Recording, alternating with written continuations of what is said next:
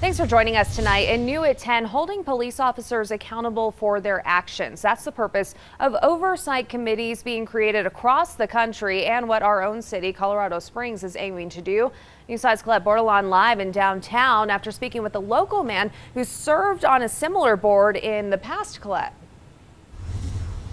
He says there's national guidelines that can help steer the commission in the right direction here in Colorado Springs because the concept of police oversight is nothing new. There are over 100 communities throughout the country with similar boards or commissions, and 3 of them already here in Colorado.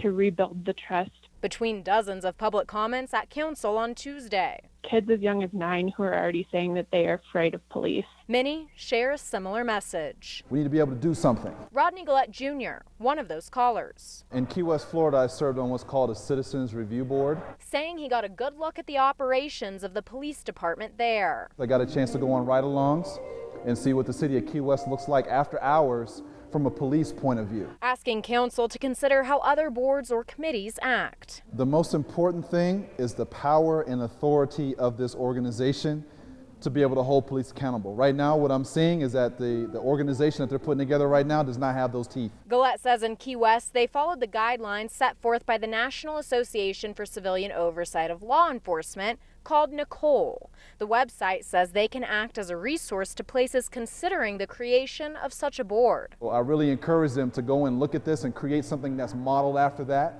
because that's what the people actually need. Gullatte says they had the city attorney at all of their meetings in Florida, plus the executive director was a prior police officer and military veteran. But those who presented the original proposal locally have said their commission members should not be affiliated with law enforcement in El Paso County. Who's a better expert on policing than a police officer? So you want to make sure you have one that is a good police officer, because there's bad ones and there's good ones. They're not all bad. Still, Gullatte says this is progress being made in the Springs. I want to go home at the end of the day. I don't want to die. And I've got a little boy, and I've got 2 little girls, and I don't want them to die, and I don't want them to have to deal with this problem when they're my age. He just wants to make sure the commission has the ability to really make a change. A reminder that the deadline to apply for this commission is July 1st, and that second vote will be happening on the 14th. Now, I did reach out to council to talk to them about Nicole's guidelines. Haven't heard back from them just yet, but one of the people who's been involved with this proposal since the very beginning tells me they did review those guidelines before drafting it. Always watching out for you, Colorado Springs. Gullatte Jr. on News 5.